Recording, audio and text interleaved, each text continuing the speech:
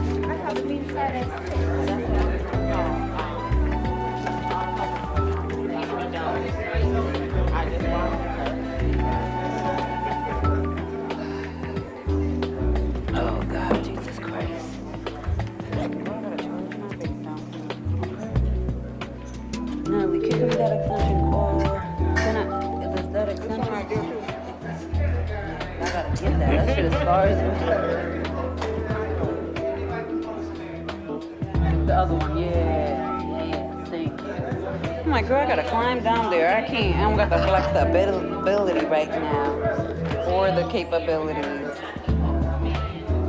see what my phone is at. About to have me flipping tables.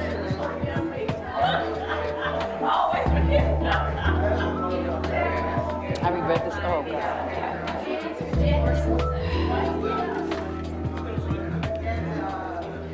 So I'm hoping that money for the integrated services, that's the supplemental I was telling you, Commissioner India chairs the education portion of the state level.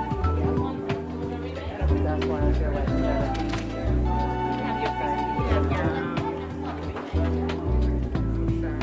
You need this? The action plan? You have it?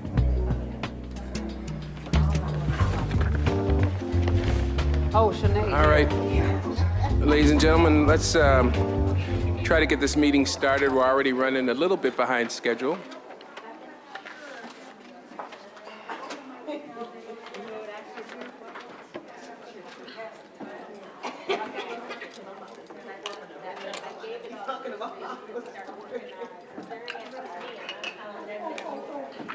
All right. I'm going to call this meeting to order. It is now 5:43. Apologize for starting late, but the minutes say we're to start at 6, but my notes indicated we were supposed to start at 5:30. Yeah. Oh, okay. We're going to begin as we always do with the Pledge of Allegiance. I'm looking for a young Commissioner Shepard. Would your daughter, do you think, be willing to do the Pledge of Allegiance? Come on up. Let's give her a round of applause, a round of encouragement. We always try to get young folks to lead us in the pledge. Would you mind leading us in the Pledge of Allegiance? Your mom can help you out, I'm sure. You can pull that mic down. All right. She's here so much. She's like an ex officio board member. Uh-oh, it doesn't want to come down.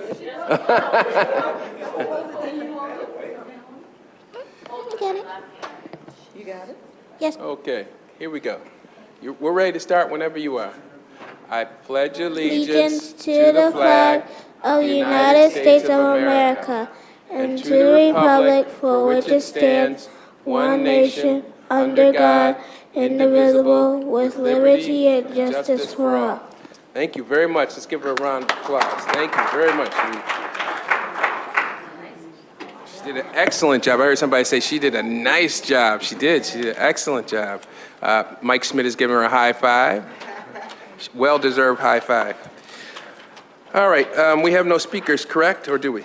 Nope, no speakers on the speakers list. Just to provide a little context, again, for those who don't know, the board has switched to 2 meetings a month. This isn't one of our 2 meetings. That second meeting will take place on January 24th. This is just a special meeting. There may on occasion be the need to have such meetings, but we're trying to consolidate and streamline our meeting process, and so this is part of that process. The first item on the agenda is to review and discuss EPO updates and December financial reports. I was speaking to Commissioner Powell earlier today about those financial reports. Do you want to sort of give us a quick update on that? Sure. In the absence of a committee and a chair, I went ahead and met with our finance folk yesterday just to preview the materials. Come to find out the reports that had been run for tonight's meeting weren't right, have to be redone, so they're not ready for today. Also, we don't have the quarterly change order reports. That'll be both of those reports will be available to us on our business meeting next Thursday. But we do have 3 resolutions to preview, and we have the EPO financial statements to look over. Carlene has a very brief PowerPoint for us, and then we have, what, 4? One East resolution and 3 other district-wide resolutions. Am I right? Is there a resolution for East? No, just 3 resolutions for the district to preview. There are no resolutions to vote on tonight, but, so it's a very brief agenda, okay? Is there any way that one screen can be tilted towards the board so that we can look at the PowerPoint from the monitors? Are they going to be visible, though? Are they going to be clear enough for us to be able to see them? They're in your packet as well. They're in the packet. You have printouts. I wasn't anticipating printouts. I'm trying my best to support a paperless system, but Carlene, you want to come up and speak to your PowerPoint? Thank you, Commissioner Powell.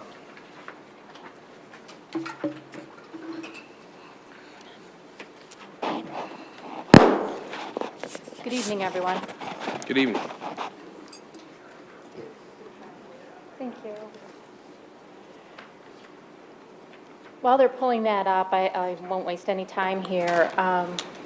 You do have the PowerPoint presentation, I believe, in front of you this evening, is what Commissioner Powell had stated. And what I just wanted to let you know was that the very first slide within the presentation does a year-over-year trend analysis of where our expenditures at East stand at this point in time. It's a very collapsed analysis, just to make it a little bit easier for everyone. But as I go along in explaining the differences, the variances year over year, please just feel free to keep referring back to that first slide. I tried to make it as easy as possible. When you're taking a look at the compensation expenditures, meaning our staffing expenditures for East, and this again is period December 31st, 2017 as compared to December 31st, 2018. And what you're going to see is there is an absolute reduction in the expenditure line of in excess of $265,000. You may recall that at East we had reduced our staff by 13 teachers, and then we had an additional 2 other support staff positions that we reduced this past year. And so as you're looking at it from a prorated basis right now, the net realized gain in that line item would be $265,000 and change.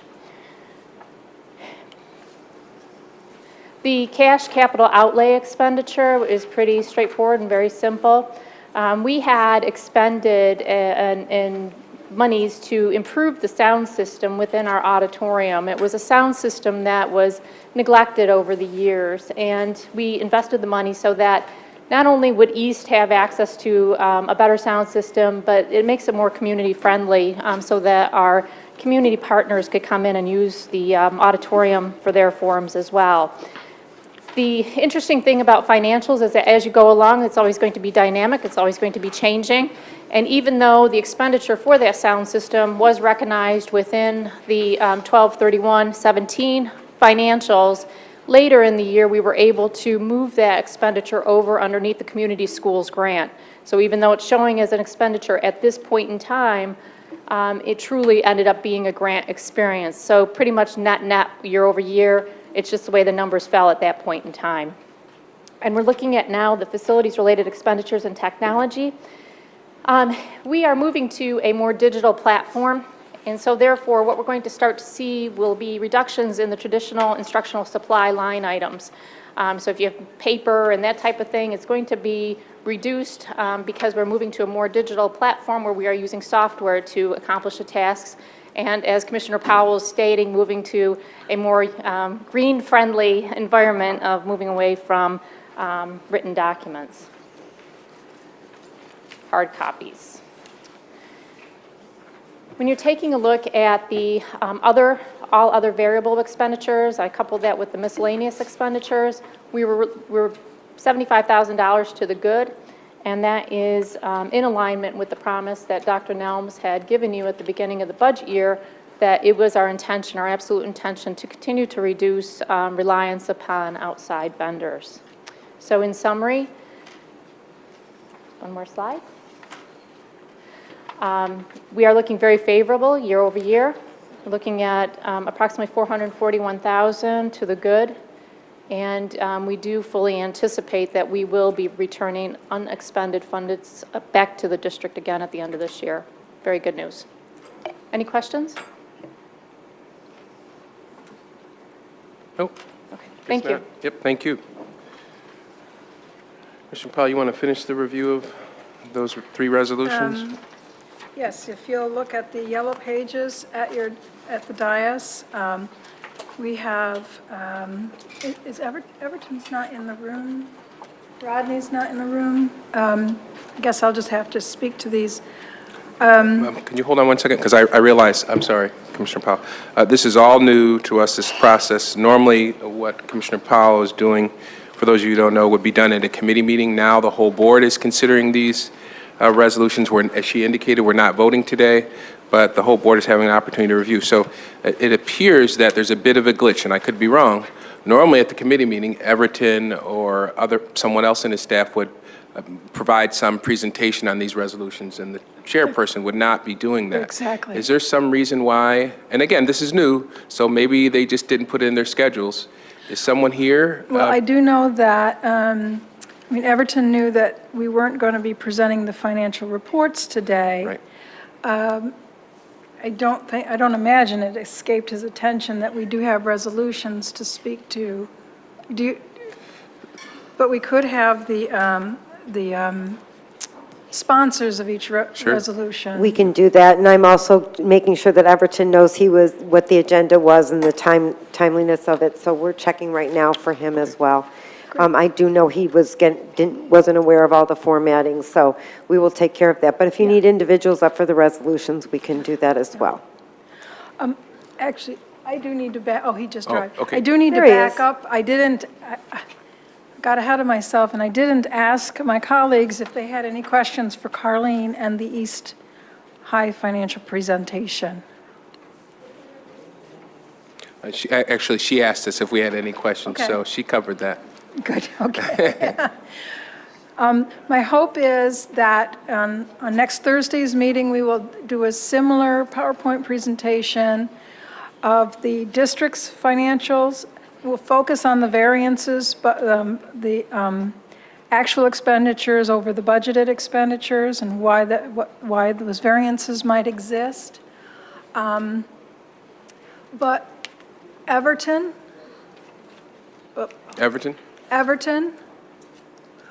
would you be willing to give some advance notice to my colleagues about the premiums, the bond premiums that are going to be affecting our revenue stream? Yes. Okay. So when we had original budgeted, we have 2 items as a result of the bond issuance that we have. One is premium on the bond that we issue.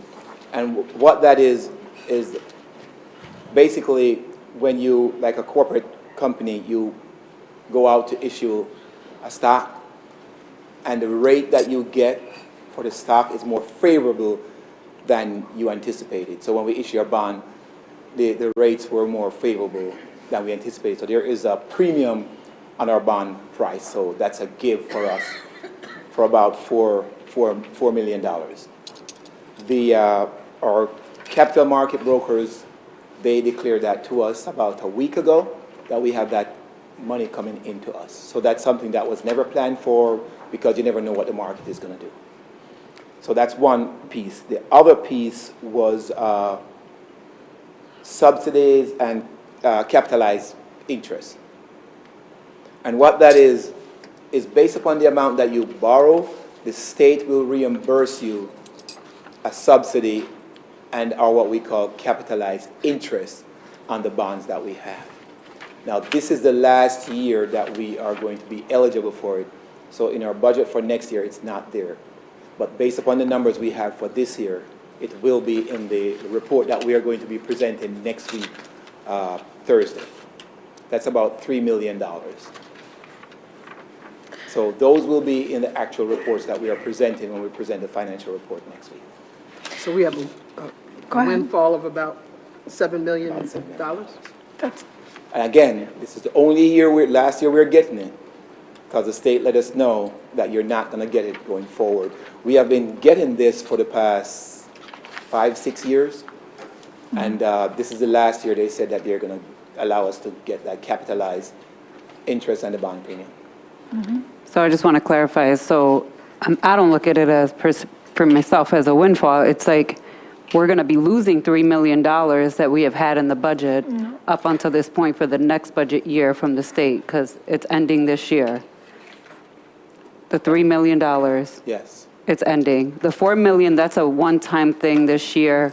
We can't really plan for money that we may not have next year. Right. With the $4 million, because it can come in at a different rate. We're not budgeting for that. Okay. So the premium, you only get it when you issue a bond. So in a couple of years, when we issue more bonds for the FMP, if the market view us more favorable, then we're going to get it. But you only get it after you've issued bonds. And as it relates to the subsidies and the capitalized interest, we didn't budget for that this year, because the anticipation was the state was going to pull that information, but they allow us to keep it. But this is the last year. This is the last year. So when we were forecasting for next year, it was in our original forecast. But when the news came in or the information came in that you're going to only get it for this year and not next year, we pulled it out. Okay, thank you. We pulled it out of next year. So the projection that we gave to the board for next year, it's not in it. So we actually pulled it out. But again, next week when we report, we're going to have all that detailed out.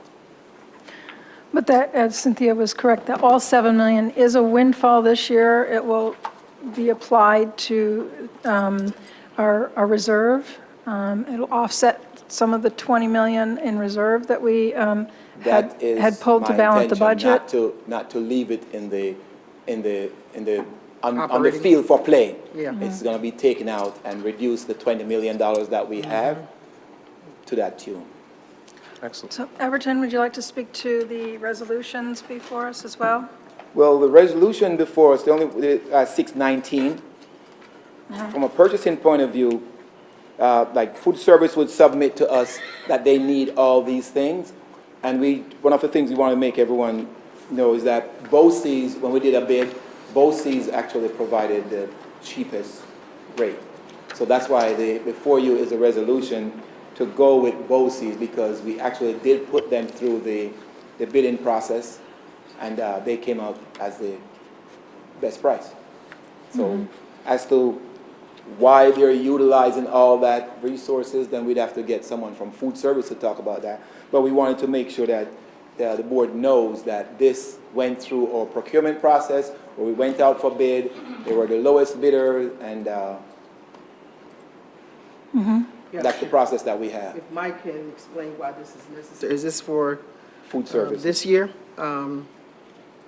Yes. For this school year? But Mike, Well, it's for this this goes calendar from year. January through December of this year. So it's a part of this year up until June, and then it rolls over the next year, next school year. But from a calendar year point of view, it's a full calendar year. So these are just typical supplies, but that we got another vendor? That we had another vendor? Yes. I don't know if it's changing vendors, but we know that when we did the bid, there were multiple vendors, and BOCES came out on top. So we awarded them the contract. Oh, okay, I guess I'm a little confused of BOCES versus regional distributors. So explain to me, regional distributors versus BOCES, is that who BOCES use, regional distributors? If you look at the third paragraph under resolve, it says authorized to enter into a contract with regional distributors. So is it regional? 1 year. Is that, what I'm asking, is that, There are, it went to BOCES, but they're going to use regional, I think they're going to use regional service distributors. Maybe I don't know Mike what can- regional distributors, maybe the manufacturer of the product, because BOCES don't manufacture anything. yeah, So they have the contract with regional distributors to supply these items. okay, if Mike can chime in, The last way you phrased it was correct. Yeah. okay. So BOCES had a contract with them. They were, because So these are just regional typical distributors supplies that we never- need? Regional distributors never bid for it because they have BOCES. Okay, So they never went for the bid, so because they're a wholesaler, so what they do, BOCES is the distributor that uses. how much are we service. saving I by going with this? can get, I can get a total Is number. there some, because BOCES buys in quantity, is that why we're doing it this way? Or, I mean, why would we, and there may be a very simple answer, is why would we use a middle person? We're able to But- piggyback but- on the but BOCES maybe contract. they're getting right. savings by purchasing in bulk for other districts. Is that what's happening? In essence, Commissioner Powell, what you said was correct. We're able to piggyback on their contract, for a better way of saying it, and Okay. get the best possible price for the product. So it works. And when BOCES bid not only for us, They bid for, they bid for Greece and it's cheaper. all the other districts. So when they do that, they can, get a better price. yeah, force the vendor to provide a better price because of volume. It's the same thing we do with our utilities when we go through BOCES. So they go out and bid for our utilities. So because we are just we're not a component district, but because they represent all the central school district, they get a good price. And when we add our volume to that, they get an even better price. Sure. I'd like to know at some point what it would be if we had to purchase these products ourselves versus getting them through BOCES. Through BOCES. That includes our utilities as well as our products for food service.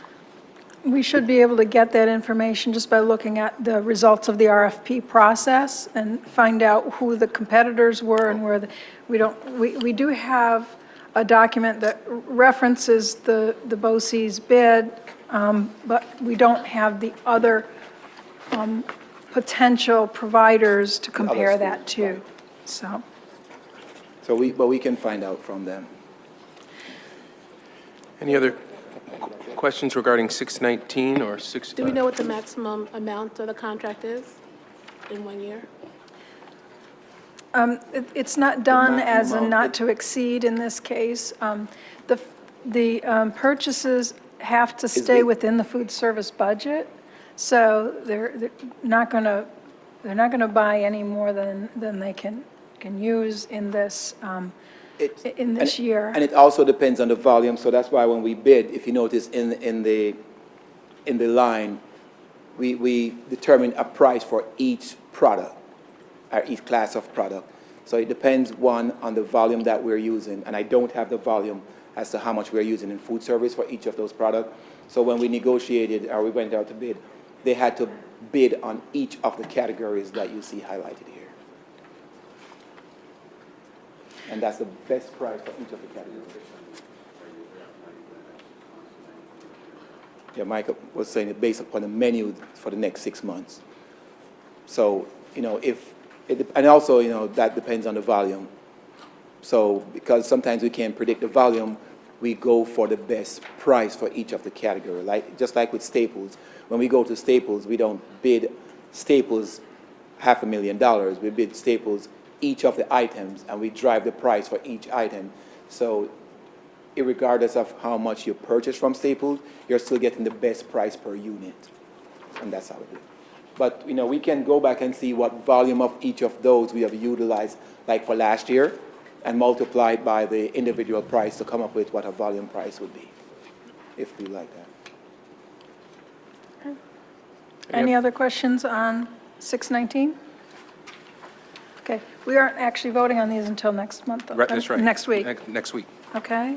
The SECRA report, resolution number 620, is one of the last stages of our facilities work. Mike, do you want to give a thumbnail outline of what the SECRA is and what this resolution is? Sure, absolutely. In paragraph 2, it kind of outlines what the general premise of the seeker is.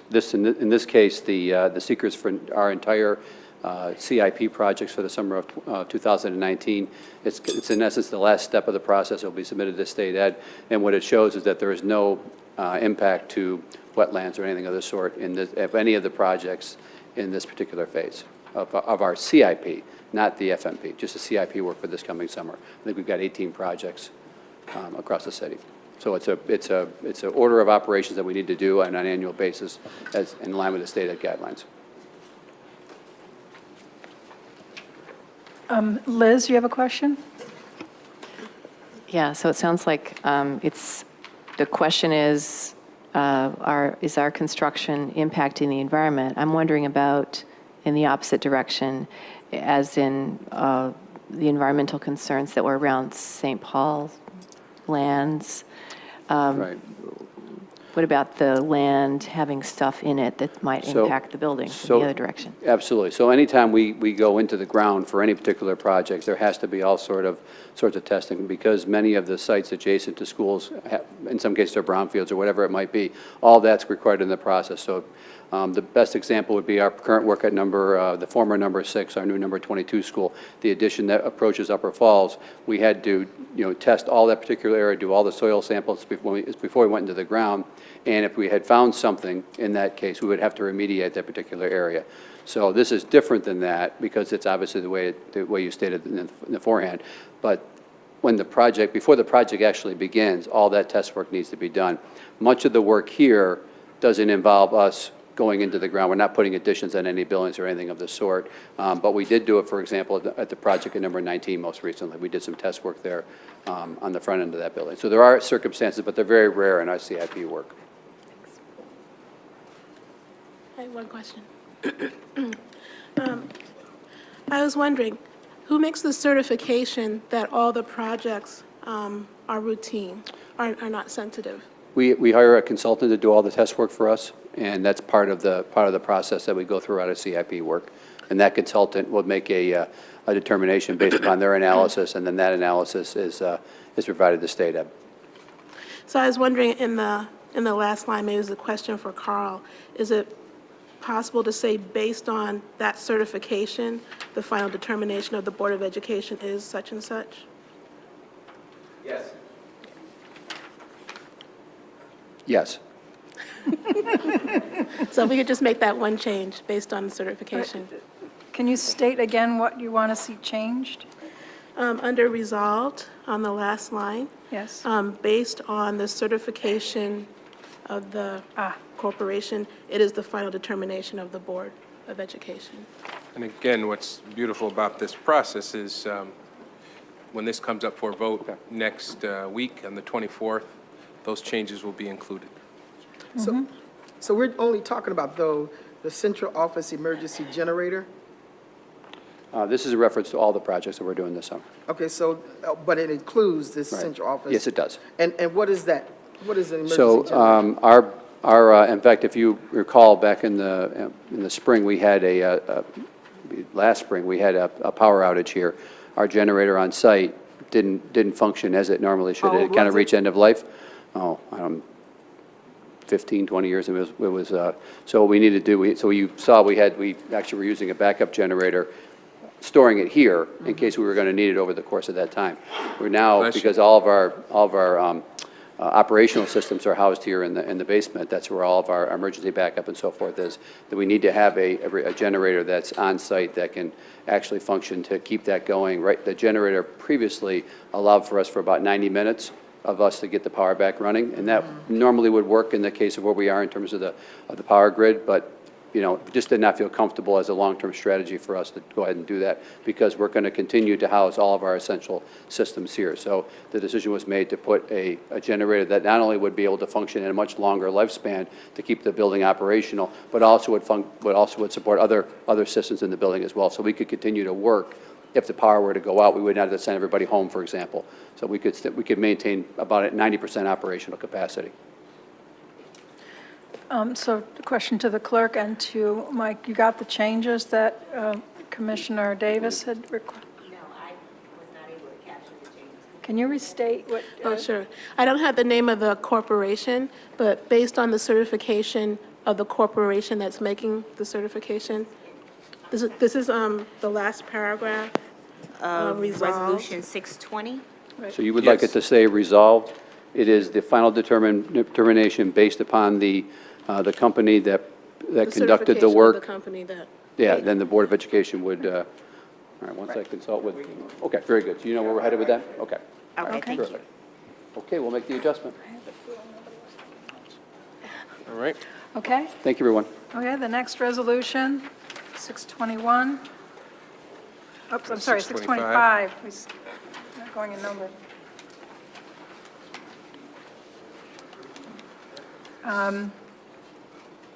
Does anybody, Now, Everton can explain at a high level, but this is, essentially, we have to outsource certain kinds of evaluations.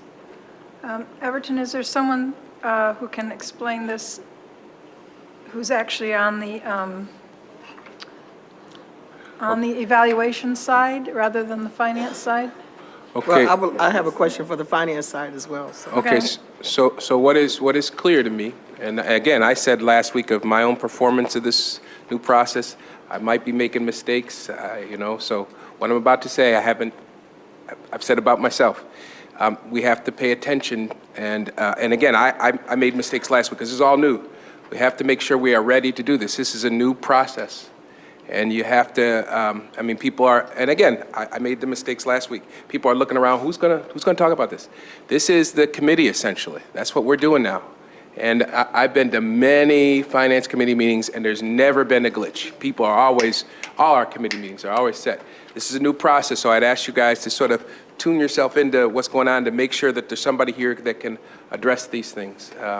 Because I know, I've been to lots of finance, and there's never been a glitch. People are always prepared. So this is a new setting, so make sure that when you see these agendas, you have somebody prepared to discuss them. So go ahead, Evan. Right. So this is a special ed order, so I'm not able to speak on the special ed items, but I can get a response to you. Yeah, I have a question, though. So how much money are we spending on evaluation services in total? These kinds of evaluation services? Okay, if you need to get back to me on that. I'd have to get that. Okay. And again, let me just repeat, the whole purpose of this is so that when the 24th comes along, we are informed and ready to vote. Now, the good news is, there's a little bit of lag time. So if you don't have the answers, we have until the 24th to get them. But optimally, what we were shooting for was to have the information just like we would at a committee meeting. So no problem, Everton, or whoever would be responsible for that, responding to those questions. You have a few days to get the answers to. And by the way, as we work this out, I don't see these kinds of questions being put in the question log because they weren't when they were in the committee. Okay, so you just get back to Shanae or the commissioner and copy and the rest of us about what the answer is. And again, Everton, you may not be the person, but. Right. But we'll get the answer to you. Yeah, I'm not in a rush for it, so I do know that this is all new, so I'm okay with when you can get the information to us. Thank you. At least for my part. Yeah, one of the things that is evident is that what drives this is when children are being referred to for evaluation to special ed. So it's driven by referrals. And so that number may be higher or lower than what was budgeted, based just on and the human behaviors in between.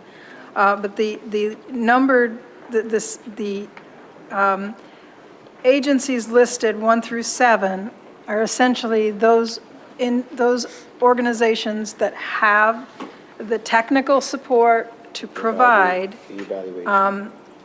psychological, psychosocial evaluations of not just our K-12, but also our preschool, preschool special ed evaluations. So essentially, these are outsourced. Yes. But I'll get the details behind it. Thank you. And this is state rates. So we don't set the price, we can't negotiate the price. It's what, the fact that we do not have the specialties in-house to do this means we have to look for partners outside the institution to provide these services and essentially have them on standby for when we do have a request for an evaluation. Somewhere down the line, I'll just put it out to Everton, if you can just pay attention to this and get it back to whomever it needs to get back to. I'd like to have some demographic works on that, the total number of students who receive these services, the units of service each student uses, and the demographics of those students. So in terms of race, in terms of gender, in terms of age, and the grades that they're in. Okay, all right, thank you. That concludes the Finance Committee's agenda. All right, thank you, Commissioner Powell. Again, you're leading this discussion proves that we have subject matter experts that can help guide the conversation, so it's appreciated. I would say to my colleagues that as we sort of work out this new process, we had discussed whether we would have, for lack of a better phrase, not chair people, but subject matter experts guide the conversation.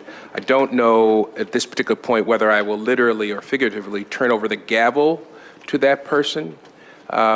Vice President Elliott and Dr. Lee are going to meet and talk about the mechanics of how certain people take on certain topics. Yeah, we talked about this at our last meeting. You had said to Dr. Lee that you would get together and talk about how certain people will lead certain conversations that were formerly committee topics. Yeah, I thought that I was going to be talking about HR stuff. I had forgot about that, and I did. Oh, no, that's all right. Today to ask. Yeah, no, we're Okay. not in any hurry. I was just making the point that, for example, and that's why we have to figure out the logistics of this, because there are little nuances. Like, for example, does the chair, I'm the chair, literally or figuratively hand over the gavel and that means does he or she begin to identify people who have questions? You know, how does that happen? And what we also discussed was we don't want this to get out of control. In other words, people aren't really chairs, because when that happens, then you got an hour, 2 hour, and then we basically back to where we started, right? Having full-blown committee meetings. So these people will not be chairs, but as president, I may say, okay, I think what we're going to try to work out is identify who are going to be the subject matter experts. Like I know Commissioner Shepard was particularly interested in policy. What types of topics will come up that she will suggest come up, how much time is allotted. All those details have to be worked out so these meetings don't become unmanageable and become separate, big, huge committee meetings where, again, we're meeting until 11 o'clock at night. So, again, Dr. Lee and Vice President Elliott and I will work out some of the logistics. We'll get back to the full board about that conversation, so we'll know exactly mechanically how this is going to work. Okay, next item on our agenda is Distinguished Educators Report and the Action Plan. Barb, do you have someone who's going to lead the last portion of our discussion? Yep, I'm going to call on Dr. Rosita Miller. I want to thank her and the entire team for their continued work on the plan, and thank the board for reviewing it and asking questions. So thank you. Beth? Okay, great. So we have 4 sections that we're presenting on tonight. I'm going to do the first section representing the entire team under accountability. Then we have human capital. We have parent engagement. And so we'll keep it moving here. So I'm going to start with accountability, and also as I respond to some of the questions we've received from the board. With our final submissions due in writing for these sections on Friday as the next set of drafts. Yes. Excuse me, I just want to ask our clerk. Okay. I had a copy, it was delivered to my office. Is this the same one that, so it's the same one? Okay, so I don't need it. That includes, for clarity, that includes the revisions that were due on Friday of the last two DE meetings. So Dr. Lee, just to be clear, those revisions are included in the ones that were delivered to our homes? Okay. But they don't, I do want to provide clarity, Shanae, Dr. Lee, that they were the revisions of the sections that we have reviewed with the board. Tonight, we're reviewing sections that the written submissions are due Friday evening. The 4 sections we're doing tonight. Let me just clarify. So what I distributed to you all, and I asked that you only take a copy if you need a copy. I did not want to reprint for the entire day. However, sorry, what Shanae, I I can't- distributed was the same. I can't hear you. In fact, I've had trouble hearing everybody tonight. Okay. I wonder if the whole system's dialed too low, but can you start over again? Sure. So what I have handed out is a copy of what you all received via courier on Friday. So if you have your packet that you received on Friday, you do not need to take an additional copy tonight. Okay? Thank you. Okay. Correct. In your packet from Friday evening would not include a revision of accountability until we go through tonight. Correct. We have to go through the meeting tonight, very clearly, to go through the meeting tonight, to receive the feedback based on the questions, and then that final submission goes in on Friday. So if you guys have extra copies, can you pass them back down? Because I brought mine from the courier and Yeah, it's so, not the same. so, full stop, full stop. Just so we're clear, Yep. I'm clear. we had a courier. Correct. It was at the district expense, deliver this to our offices or our home addresses over the, I think it was Friday. Correct. So that we're clear, and this is the copy that I went over. Yes. This is not what was just distributed? It doesn't look the same. So let me try again, because it is Okay. clear about what our direction was. I feel very clear about No, this. okay, all right. Is that we submitted the entire document in December. Then we've had 3 different sessions to go over different sections of the report. We had requested from the board that we hear from all the sections before we submitted the last one on the 11th, when we asked for additional time. So we went through the different sections that were revised in writing and submitted to you on Friday. Today is to go over the additional 4 sections that we have not discussed at the dais or in a board meeting. Once we do that, our charge was then to revise it in writing and submit it by Friday as the next draft. So my question is, what was just handed down, did that include the more recent revisions that are being discussed today? Or do you know? I'm imagining not, because we're still talking about the original one. We're going to address Jaime's questions up here at the microphone and any questions we had from board members regarding the 4 sections this evening. Yeah, can we take a brief recess? Because So what you have, I am imagining, is Friday's copy of the revisions from the last sections from the last 2 board meetings. So, but can I ask really quick? Yeah, so I'm trying to understand, and it's kind of confusing to follow along. Why would we not have a copy of what you're going to present so that we can read along and follow along? And why did we not have a copy of that delivered Friday? So essentially, we all received this packet through the courier. I spent my weekend reading this. Me too. And Yes.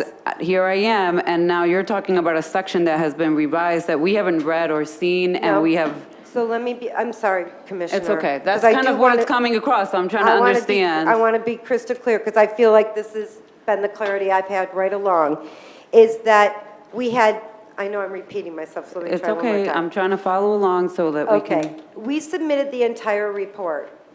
We have not, the only ones we were charged with to submit the revisions for the ones that we have brought back to the board for feedback and questions you have provided.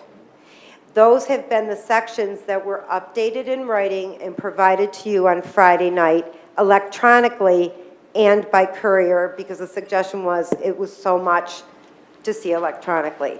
Tonight, the 4 sections that we're reviewing, we did have a couple of board members submit questions. Jaime's questions are on here that we have not reviewed together yet.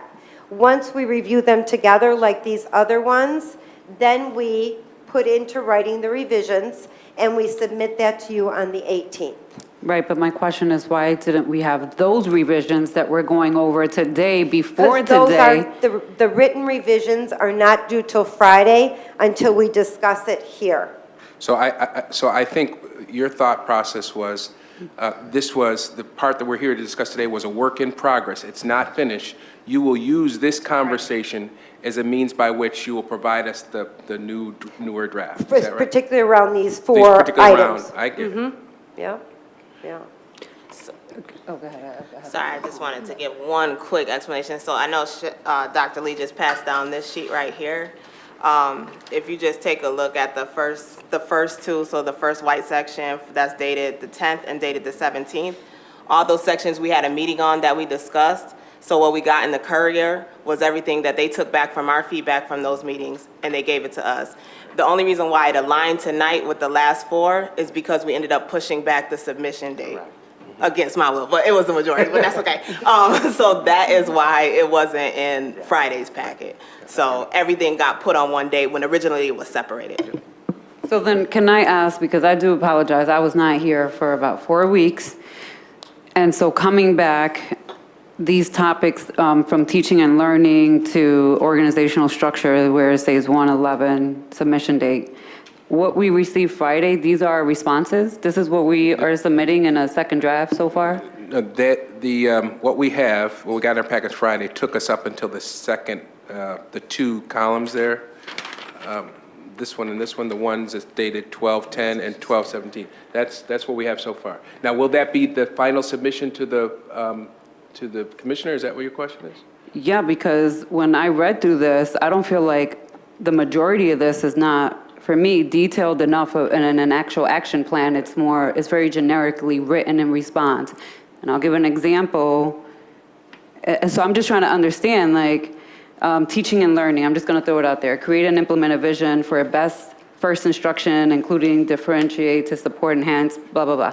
So teachers have and demonstrate high expectations for students by effectively teaching students by using proven evidence-based practice. That doesn't tell me anything. And then I'm just trying to understand, if we're at a second draft and we're going to go over this for the first time, when are we going to get a final draft with an actual action plan of what we're going to be doing and an action item that is not generically written to mean nothing? It's like saying a lot of nothing. Well, That's what I would like to know. I don't know that I would agree that it says a lot of nothing, but I do agree with you. Where's the action plan to address that actual recommendation? Commissioner LeBron, I listened to you. I'm just asking that you just listen to my response. And it's simply that, matter of fact, I was getting ready to say, I agree with you. I went over some of this stuff over the weekend, and you can see I have a lot of edits going way back. I don't think, I'm agreeing with you, I don't think that when Dr. Mercedes Miller finishes her presentation today, that will be the end, and we'll say, okay, here, Commissioner, here's the report. I think, and again, I'm looking at my edits, my concerns, I think there's going to be another round. It's not in the schedule, but I clearly, like you, see, and maybe other members see a need. I see at least one other person nodding their head, we're going to have another stab at this. So I think what Dr. Mercedes Miller is trying to do is just finish up the last 4 areas. But you're right, or at least from your and my perspective, and I think I saw Reverend Miller nod her head, there may be a need, it certainly is a need for additional Reverend review. Davis, I just want to say, you called I'm the sorry. Reverend Miller, I'm sorry. I told you I was going to make mistakes. Reverend Davis, there is going to be a need for additional, and we haven't scheduled that, but I agree with you, I think we will. But here's the concern, Van, today is, I don't even know today's date, I just showed up, but the 15th, and we have until February 8th, and they've taken all this time for this, and this is not adequate enough for us to submit, and I have major concerns about that we're running out of time. We don't have a meeting schedule. We don't know when we all will be able to meet, and I just feel like this should have been already done. Like, at this point, we should have a more detailed plan with actual action items. And it includes the board too, because I looked at our stuff and our stuff is definitely not adequate enough, and we need to take accountability for that ourselves. But I'm just concerned that we don't have the time that we think we have to get this completed and done. Vice President Elliott? So this question is to Dr. Keno. Is this what we've presented, that's been presented to us, acceptable to the state at this point? And given the time constraint we're under, would we be able to come back and do some of the work that Commissioner LeBron is recommending? What's your response to that, Dr.? Let me, if I can, let me just sort of throw something in here. I have no intention, I don't know about the rest of you all, I have no intention of submitting this. So I wouldn't even have you ask that question, because it would be, I would imagine, be a resounding no. We are not done. Now, I recall, if you all recall, about a month ago, we talked about the fact that maybe by the 8th, is that the date, that we might not be done in time. And there might, you know, Dr. Keno even talked about the fact that that might happen. If it can be shown that we've exercised some due diligence, and Dr. Keno said he's looking at this stuff, he's there to consult with us, give us recommendations. If it determines that notwithstanding our best efforts, some might not describe the efforts as the best, I would, we could ask for more time. We should ask for not, because let me tell you something. First, I'm one person out of 7. I'm not submitting, as my father would say, something that's half-assed, right? I'm not, ooh, he did not say that, so I'm sorry. That's not, no, I wanted to, for Dr. Keno to respond. I can respond to that because the state is going to be, is the one who's going to be reviewing. In terms of the timeline, I will defer to the administration because my understanding is that the next meeting of January 24th is for the board to approve that. So we're technically talking about a week more or less to complete that. So you have to answer in terms of whether that you guys have the time. I'm looking at the administration as to put it in good shape. In terms of your comment, President White, if you think you're going to need more time, you should communicate that immediately to the commissioner. The likelihood of an extension, I doubt it. I have to say the statute actually said that this plan, you would have, the deadline to submit the plan by the statute was January 8th. And I had originally, before she set the deadline, I said, I know that's the statute, but I'm not so sure if it's going to be enough time because I knew you were working on other deadlines and other plan. So she did extend it and granted 4 more weeks to February 8th. But if you feel that way, so that it doesn't surprise the commissioner that it's at the last minute, I would approach her as soon as possible. Commissioner Powell? So follow-on question would be, if, would such a request for an extension be better received if we submit what we have for consideration, and then essentially say, this isn't our best effort, it's just the best we could do in the time frame we have? I would again say, if you're confident that even as a best effort, you will sign your name, I would say yes. If you're not confident, then they would say you had since November, is this your best thinking that you could have put? So that's a determination that the board and administration has to make. So as I make my way down, let me just say that in my business, Carl and other attorneys around there know this. As you say, Dr. Keno, your best bet is to request the adjournment before it is due. Yes. Don't submit anything that's partially done because the court won't even consider that, right? You just got to just make your request now. And as you do that, understand you need to keep on working as if the deadline is the same, right? So, Commissioner LeBron. So I would not be attaching my name to the report as it stands right now.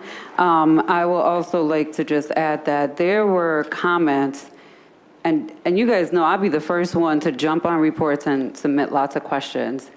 I had so many questions, literally on every single item, that I had to call Shanae and say, you know, I just got out of surgery and I can't even wrap my head around this because I need to focus on healing because it was so overwhelming. And then just reading this second draft that was delivered, I didn't see that many changes, maybe a few word plays here and there, but there were also comments from the distinguished educator himself that weren't addressed in the second draft either, which was disappointing to see because there are some questions that he also is requesting a little bit more detailed action. And then even today on board docs, I saw one of the responses was we're submitting a copy of a regulation that we have, but we don't follow.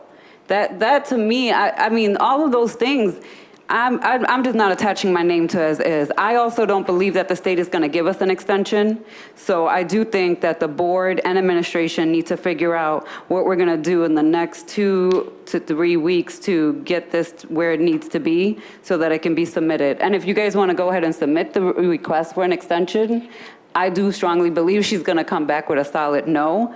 But I do think that we ourselves, with administration, need to have an action plan. And I have to be honest, this for me still really feels how we're very laxy-daisy about these types of things, and we are in a crunch and a deadline. And I think that this is a last effort opportunity for us to either show that we have what it takes to turn the district around or we don't, and then the state is going to take some action. I strongly believe that. So I think while we still have the power right now, we need to get it together. Well, I don't think there's anybody who would disagree with you. The question is what actually we're going to do. And I don't think there are many choices here. I don't see why anybody would not try to ask for an extension, right? And we can craft something together. I'll have to speak to Barbara's staff, because as you all know, the board is not, we have, I believe, we've exercised a great degree of diligence over the governance sections. And I think they are very detailed. They're very specific. Sure, they could be reworked a little bit. I have some suggestions myself, but I think the board has really worked hard. And we are often accused sometimes of micromanaging. The sections that relate to the district and central office are not matters which the board could be expected to exercise that kind of supervision. So, but the reality is, what you're hearing from the board, or some of us, is that it's going to need some additional work. So unless there's some objection, I'll make a request for an extension. I'll have to speak to Barbara and her staff about what might be the reasons that I could put in that request, but I will do that. All that can happen is she could say no. In the meantime, you guys are really going to have to burn the midnight oil and get this stuff done. Now, let's get done with what we say we're going to get done today. I understand what your approach was.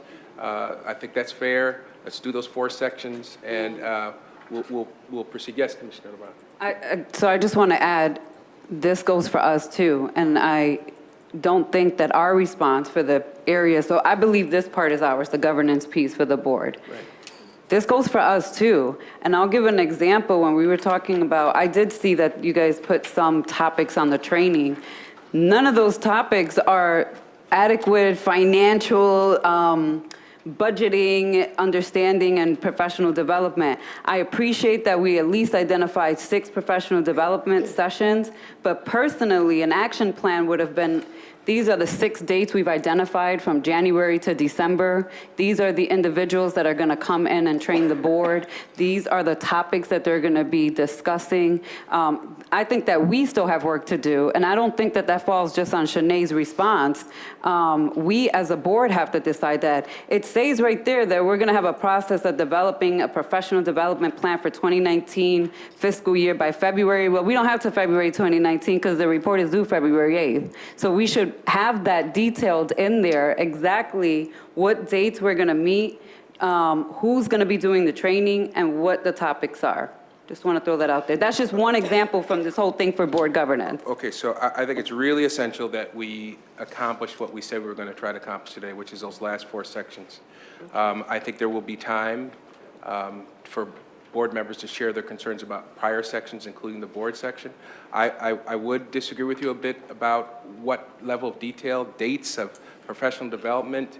I don't think that's the kind of detail she's required. I think what she's going to want is a completion date, but who's going to be providing the professional development on financing, the time, the location, that stuff takes a lot of time, and we would never get this thing done if we had to have all that level. But we can talk about that, and if there's some way that as a board member, you could provide some of that level of detail, and again, you got to remember the commissioner knows that these things, you got to have contracts for this stuff. You got to be able to select the right vendor. We can't just be saying, oh, Joe Blow is going to be doing this professional development thing, and there might be 6 other vendors out there who might provide some. So that, I think she's been a superintendent. This stuff takes time. So I think the completion, how it's set up now, and I think Dr. Keno approved this format, which was recommendation, action item, responsible person, resources needed, project completion date. That in and of itself is pretty detailed. Who exactly is going to provide the professional development and on what date, the location, I don't think that's the kind of need, but we can talk about that at another time. Tonight, we have to do those last 4 sections. So I'd ask that you go ahead and. Okay. Brianne, I'm sorry, Beth. Hold on one second. problem. I do want to add, though, that you're saying at another time, and I, as a commissioner, as another board member, as a colleague, need to know from you as the board president, what other time is that? And I would like to identify that other time before this meeting ends and after Beth is done, so that we know as a board when we're going to come back to discuss actual action items around that. That's fine. After Beth finishes her presentation, we can poll board members, they can pull out their calendars, and we can figure out the next meeting date. I don't have any problem with that. Okay, and then I just want to add that you can give a level of detail without the contracts for who, but finance, which was discussed heavily throughout the Distinguished Educators Report, isn't even a topic for us to get training on. And that needs to be included there. That's all I'm saying. We don't have to have the person identified. If it was me, I would want that information, but we can at least identify the 6 dates that we're going to have the professional development and the topics that we're going to be discussing and figure out who later on, and we can put that in there. But I don't think as it's written, very generically written, it's going to be acceptable. It's not for me, so. As I indicated, Commissioner Braun, I held it up. You can look at my copy. That's the board governance. You can see my little scripts and so I think there is changes that need to be made. No one's debating that. I agree. But Dr. Keno, after he finishes, we really got to finish these 4. Go ahead. I have to agree with the comments made by Commissioner LeBron, because if you put six dates, you know, I could, as a reader, I could say, are those 6 dates happening October or November? Which is very different than if they are spread throughout the year in terms of the thought that goes in terms of we're doing this topic in this month for a reason, as opposed to doing at the end of the year, or we're just trying to comply and put the 6 topics and we're going to do it at the end of the year. In terms of resources, even if you don't have the specific date, but say in September, we're going to address this topic. In October, we're going to address, and in the column of the resources, even if you don't know the specific name of the individual, but if you have, we're going to contract with entities such as the New York State Association of School Board, or we're going to go this and this type of organization, or we have a commissioner who's really good in this topic, who's going to lead us, just gives a different level of confidence that there's been some thought around, because it's not, I don't think you're going to be evaluated only in what is in writing. The writing reflects the strategic process that was put into the plan, and that's what I think they're going to be. So, and I had indicated to somebody I was going to say this. Dr. Keno, and I maybe I misunderstood you, but you have had a copy of this draft. I assume it was sent to you on Friday. I hope, like the rest of us, you are providing real-time comments, because you're a member of the board, right? You're not only a consultant, you're a member of the board.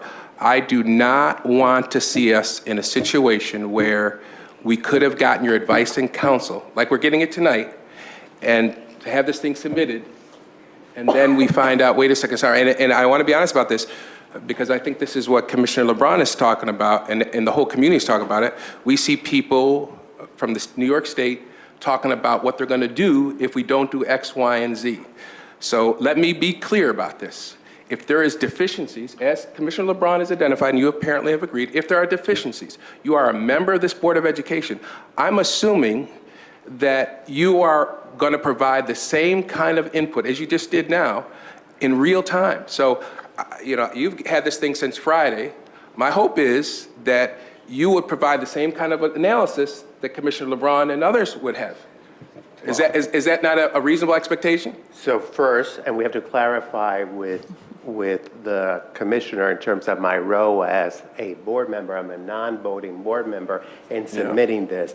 But let me be clear, because I wasn't planning on saying this publicly, but Commissioner LeBron just mentioned something which is very true. I provided feedback throughout this entire process. I put questions on the first draft, and like she said, the second draft came, and those questions were not addressed. And I have met with individuals, I put my offer, but I am not here to impose myself. I've said, I'm here to help. I cannot write the plan. Absolutely not. But I've said, come to me, and people have come, but I am available to provide guidance. But it comes to a point that you provide guidance and give feedback, and if it's not taken into consideration, there's not much I can do. So I can tell you, I've been really open, and I roll up my sleeve in helping. And you can ask the staff, but if it's not taken into consideration, there's nothing I can do. Well, let me just say, and I know Commissioner Hallmark has a comment. Let me just say, if this report refers extensively to the board president, and I think based on your recommendations, that a lot of stuff that needs to happen, based on your report, should be funneled through the board president. Now, let me say to you, I'm saying for the record, because I know what folks in Albany have said, what might happen. Let me be very clear about this. If you find anybody, particularly my colleagues who have elected me, put me in a position of responsibility, who is not doing what you say, what you've recommended they do, I would ask that you do what you would expect any one of these other colleagues to do. Let me know. If somebody is not being responsive, whether it's someone who reports to Barbara, and again, you could obviously talk to Barbara about that too, but I can only speak for myself. If somebody is not doing provide the recommendations, and as Commissioner LeBron pointed out, some deficiencies in terms of things that you would ask for and weren't responded to, and then you just confirmed that a second ago. Let me know. I ask that of you, because I don't want us to get ourselves in a situation where we have not taken your advice and counsel, which everybody appreciates and respects here, and then we find ourselves in a situation where, again, let's be honest about this. We have people from the state of New York saying what's going to happen if we don't, and this is what Commissioner LeBron is talking about, if we don't do right. So I'm going to need you to do what the report says. What you had recommended is come to the board president and let me know where we're dropping the ball. I'm sorry, Commissioner Hallmark. So let me just offer, since I was the former chair of governance, that I will offer to go over the governance section in particular with a fine-tooth comb and write down some ideas and suggestions and more specifics in the governance section. Invite anybody else who wants to look over that with me and then meet with you to take a look at it, if others are fine with that. But I would also say, in terms of the board in general, had to play a more active role, not only in the governance, but in the writing and supervision of the plan. So it's not only me, I'm just here as a support, but has the board been involved? So as board president, vice president, or commissioner, have you been involved in looking at the people? Let me meet with the point person. Where are we? What are the challenges? What feedback has Jaime given? Where are we? That, I'm not so sure if that has happened from the board. Yeah, I would agree. So my suggestion to do that in the governance section, I would hope that other folks would look at some other sections and offered to do the same. Commissioner Shepard? So I just want to say, I don't want to go back and forth, but it kind of frustrates me to now hear this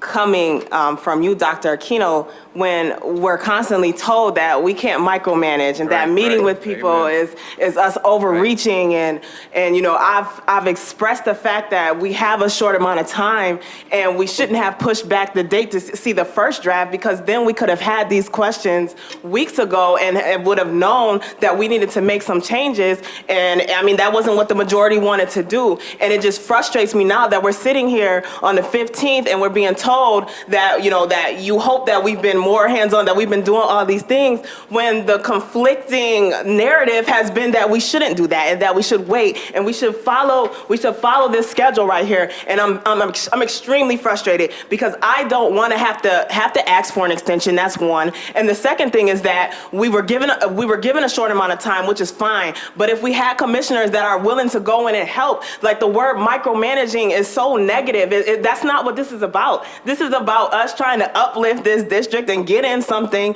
that the state wants to see. And so I just want to say that that's very frustrating to me. Now we're sitting on the 15th and we're talking about asking for an extension when I know I've been one that's been very vocal about are these recommendations or are they mandatory? Like, if they're recommendations, that means to me that we have an option to do something here. We have an option to do something there. And this whole process has, and I hate to use this word, but I feel like it has been a sham for me, that this whole process that we've put together these things, we're right up on the end, now we're going to ask for an extension, and then you can sit here and say, well, I hope that commissioners were doing this or that and third. That frustrates my spirit.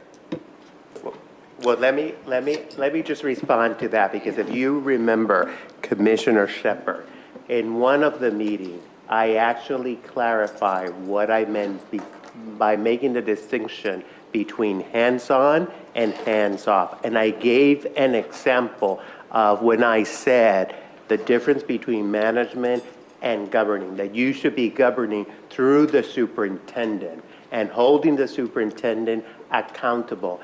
And in my report, it mentions that that is the role that the officer, particularly the president, should be having, and should having one-on-one meetings in terms of meeting with the superintendent, say, where are we? And having regular standing meetings.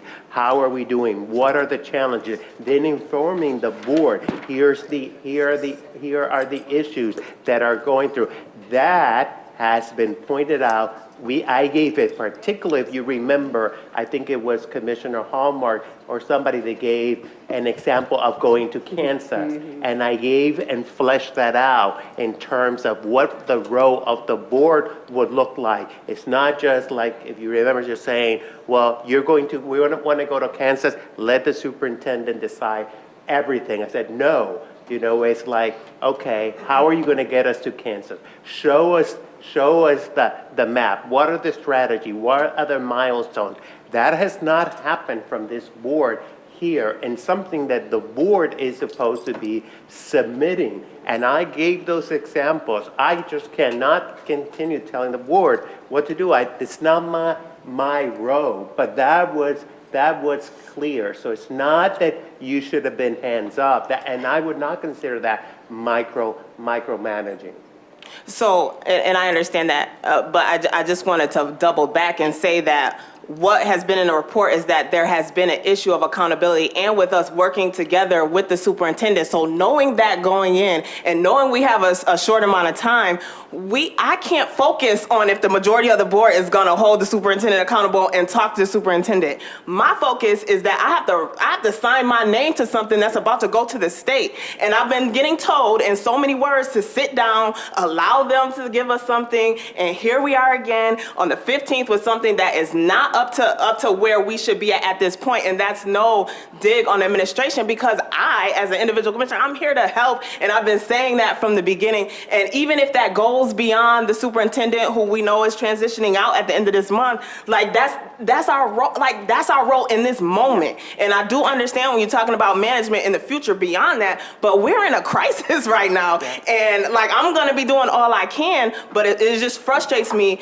to hear that someone will go on the record and say, well, I hope that the commissioners were meeting with the point people, but then this whole time we were told that that's not what we should be doing. And I just wanted to make that very clear, that that's where I stand right now, is in a mode of frustration around this whole thing. But for example, when the first meeting happened, you know, I got the sense from the entire board that the board was not pleased with that first meeting. Is that correct? So this board, and I'm looking at President White, did the President White or did something after in terms of following up? I don't know if somebody went to Superintendent Dean Williams and said, you know what, I need a plan. So what's going to happen? Somebody had to do that. And like, here's what the board expects next time. And here is the plan. So that's one thing that you need to consider. Yeah, Go ahead.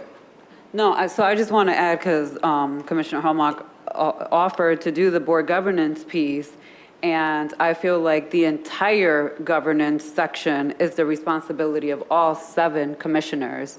And I don't want to waste time, not saying that you're going to waste our time, let me just be clear about that, of you going to do the work and then only 1 or 2 other additional, and then we all 7 get together, and then 4 of us can't agree. I feel like we should all be sitting at the table to discuss the entire governance piece, and then if we get to that section and you want to lead that section because you have chaired governance and you have some structure for professional development for the entire board, I would support that. But I think that the work with the entire board governance piece it requires all 7 of us to be there and be in agreement. The other thing I will add is that in reading the first draft again, you know, I was very disappointed with the first draft. Again, I feel like the responses were too generically written and not enough detailed of actual action and steps that were going to be taken. But I do want to say, Van, that Jaime's recommendations, Dr. Aquino's recommendations and questions were in there from the first to the second. And when I read it, I saw that nothing's been updated or answered in regards to the first draft. So I don't need Jaime to come to me and tell me that this wasn't done when I can clearly read it from the first draft to the second. His comments were in there in red, bold, by the clerk, purposely so that we knew that those were recommendations or questions or add-ons from Dr. Aquino for us to be able to distinguish where that came from. So I just want to put that out there. And I do think that what Dr. Aquino is saying is that based on the first draft, that at that point, you as the board president should have met with Barbara Dean. I want to be very clear, this is my take on what he's saying, and said to Barbara, this is unacceptable. And by the time we get to the second draft, even before they come with this schedule to present based off topics, all of these things need to be updated because this is unacceptable to the board as a whole based off of our meeting. So let me be clear about this, and none of you would know this. I did make that very clear. Matter of fact, not only did I make that very clear in this meeting, because I was one of those people that talked about it in a politically correct way, but I made it very clear that I was not satisfied, and other people did too. Barbara and I have talked about this. So again, let's be careful about talking about stuff that you're not aware of, and you wouldn't. I wouldn't have necessarily told you. But I did speak to Barbara about that. And also, let me just be clear, not to put anybody on the spot, but my understanding is that Dr. Massetti Miller has been meeting with Dr. Aquino, right? So, and my understanding, so I think there might be more miscommunication than maybe we're having the opportunity to reveal at this time. So I'm going to tell you, and we all probably can improve our game. It sounds like a lot of people were trying, but maybe should try differently, including myself, Dr. Aquino, Beth Massetti Miller, because what I'm hearing from Barbara and what Barbara has been telling me is she has been meeting with Dr. Aquino. Now, why that stuff hasn't ended up in the report and the changes that you and I agree, because again, I'm like you, I got it Friday and I was looking through it and I still feel like there's work to be done. So rather than continuing to beat ourselves up, which is our pattern, we've identified a problem. Let's not spend the next 20, 30, 40 minutes keep on talking about the problem. We know what the problem is. All of us, every single one of us, Dr. Hallmark has suggested that she's willing to step up. I don't think she was saying, I'll just do it all. She's just willing to volunteer. Dr. Keno can do his job differently. I can do my job differently. Dr. Miller can do it. Massetti Miller can do her job differently. Let's begin that process by Beth, you don't mind me calling you Beth, doing the 4 items that we talked about for today. Let's move forward. I'd just like to say that, again, I want to adhere to the process, because the decision about the process, the timing, what is going to be updated, I sat most of the day watching what's being presented tonight, as well as the adjustments that are still in process. Dr. Massetti Miller is meeting. We have our interim and our new incoming chief of staff that have copies. So what I'd like to do, Beth, is again, I know people are anxious to see the whole product, but it's it's consuming pretty much every day. The entire team is spending most of the day, and we're getting updates every single day, several times a day, and sitting together for hours. So could you just start by 2 minutes about the process, because what they're seeing is the schedule, which was agreed to, not the complete documents that are in process. Thank you. So just for, these are not the documents you're presenting? so a little bit of clarity. Let me just try a little bit, and I'm sure you'll still have more questions, but let me just give a little bit. So yes, you got the second draft. It is not done. I am going to say that. The expectation wasn't that it would be done, but that we're on drafts. And the more you go through a document like this, is that the deeper it gets. It is a huge document. So I think around, and I know we talked about this in the beginning, is the level of expectation around the detail. And I think that is something that we should come to clarity on either individually or as a board and come back to me, because every one of these items you could spend one whole board meeting on, okay? Because there's so much behind each one. So an action item might say, developing an implementation plan, and you'll see that a lot in the report, because it caused us to go back and say, okay, how are we doing this? And it wasn't satisfactory based on Dr. Aquino's responses to say, we're doing this and we're going to improve it. He pushed us to go back in his different conversations to say, that's not satisfactory. For example, some of the things I'll address tonight. Like, in other words, the revision is, we're going to develop a performance management plan that engages in rigorous professional development on best practice. I know it sounds, but all of that, and that is a big deal. That's about the accountability. And then behind that you won't see here, but you would hold us responsible to, is by that completion date that the superintendent would then be sharing with the board that indeed I had developed that and monitored it and presented it back to the superintendent. So it's an ongoing process. And one last thing is that we realized too, when we went through this document, there are some things that overlap. So sometimes you could, some of it might be in another section, we're going to refer back and forth. But our job is to continue to find the coherence in this document, to be able to continue to message it from what we see from the working side of it, and to express to the community the coherence of all our work. And we talked about this today, is what does the final document look like so it's digestible, because this has been the working document. What does it look like that's digestible? And then begin to attach all the documents that we have, and then build from there and connect it to our district improvement plan, our strategic action plan, and all the other plans we have. Because what we realize is when you start to write these, you see it over in, for example, special education improvement plan, or you see it over here in a Bell's improvement plan, or you see it in different places. So we want to say, for example, if we see one section, we know that appears in several different places across the district. That being said, is that how do you put that in a concise manner and still make sure that the board feels comfortable enough that it answers the question to get us to begin to start the work on those different topics? Dr. Massetti Miller. Yeah, let me Vice just say President this. I don't know if that helps. I think this is an opportunity to, at this point, to do what Commissioner LeBron is suggesting. Okay. That we use this as a work session, so if we start with school climate number 1, you have an action item statement here.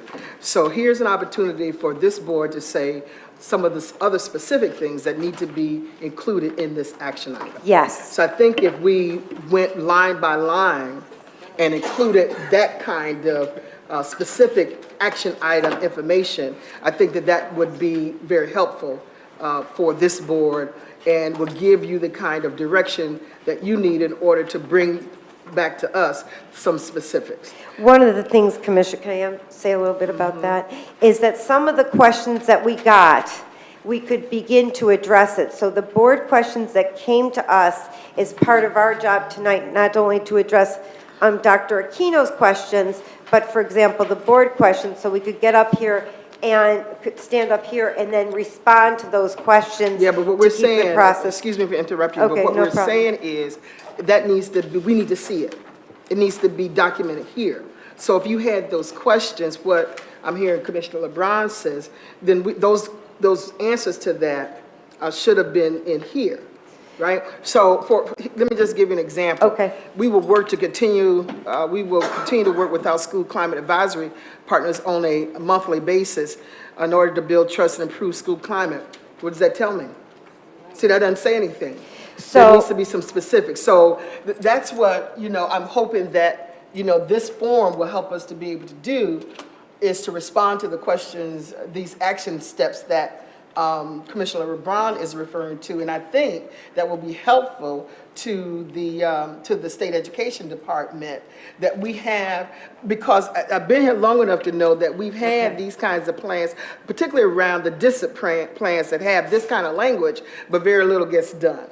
And so there has to be some accountability. We can hold the district accountable, particularly with this plan, if we've got specifics, and it's lacking that. But we have an opportunity to Commissioner work at Shepherd. it now. Commissioner Shepherd. So I have literally been saying that since the first day. And the majority of this board did not want to do it line by line. And so I'm going to put out there that since we're here already, that I would just like to hear what Dr. Beth has for us, because right now we're just too late. And I just want to hear what you got, and then we can go from there. So that's just me as an individual commissioner. But I have literally been saying we should go line by line from the beginning of when we first got this document, and that was not what the majority of the board wanted to do. Well, and the reality is, consistent with Commissioner Shepherd has said, we don't have your work. So as I said previously, go ahead, make your presentation. Yep. Okay, and then, so I'm going to respond, I'm on accountability, and it did have some overlap with organizational structures. So the first question, we had planned to respond to the questions that we had, and the first question was from Dr. Aquino on item number 1 in accountability, is there a performance management team? Why has the review found a lack of system? He found a lack of system in the accountability, and so on and so forth. So I went back, looked at our responses, and my response was too general and didn't answer the question. So we reflected, wrote again, and the decision is that we will design a performance management plan, an implementation plan that has common protocols, develops common language, and is transparent for the community, the board, and for ourselves. So that includes having, like I said, common protocols, a common management system for establishing goals, a structured way in which to monitor that, and quarterly reports that show that we have indeed done those pieces. So those plans could be around the DE report. So that's how we would begin to establish goals and metrics for every department, for the reports that are critical to the district, that we will have a monitoring team on a regular basis, a cross-functional team, and that they will be reported out with transparency.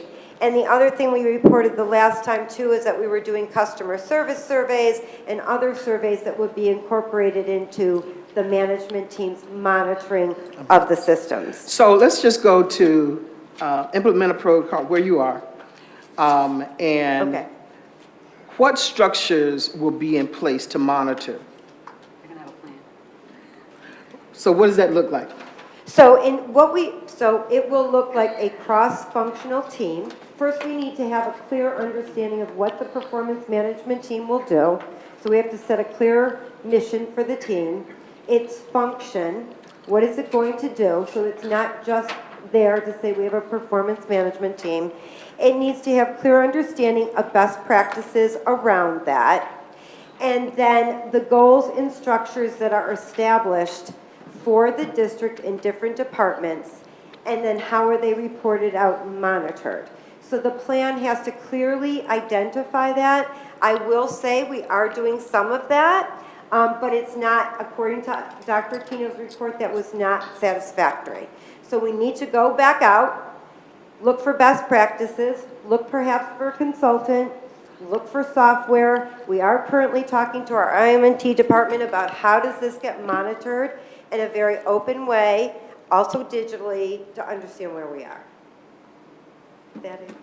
I don't think that's going to be acceptable, but I don't want to get caught up into. So the plan, though, the plan, though, I will say, is where the devil in the detail is that we have to hold ourselves accountable to what I put in the answer here. Right, can I just add, though, my only concern, anywhere in this report where the superintendent is mentioned, we're talking about someone who hasn't been hired and is not here. We have an exiting superintendent, a transitional team coming in, which we can't expect that they're going to be responsible for this entire piece of it. And so I think there are areas where really clearly it should have been defined, individuals who are already in these positions to do this work regardless of who the face of the superintendent is. So Beth, you started out your opening stating that some of it is really, a lot of these responses are, we're going to create a plan, we're going to create this other plan, we're going to align plans. So I'm with Commissioner Elliott on this. I don't think that that's going to be enough or acceptable, but even saying that this is going to be in writing and then the superintendent's going to hold us accountable to do it. Well, we don't know who that superintendent is. And then that superintendent has to come in and get familiar with the district and then get to par. And so I see that the projected date is September 2018 to February 2019. That's just one section of this entire report. So in terms of time, I'm just clarifying, not pushing back, is that we did talk about this actually today, is about timelines, because there are some in here that we should say the timeline to be determined by the permanent superintendent. Because there are some actions in here about structuring different pieces that is going to wait for the permanent superintendent, unless the board feels something different should happen. So I want to say that. And I get about the plan.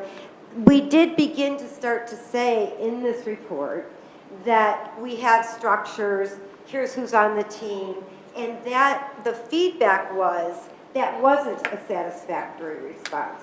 The feedback was, I'm just going to be candid, that's not working.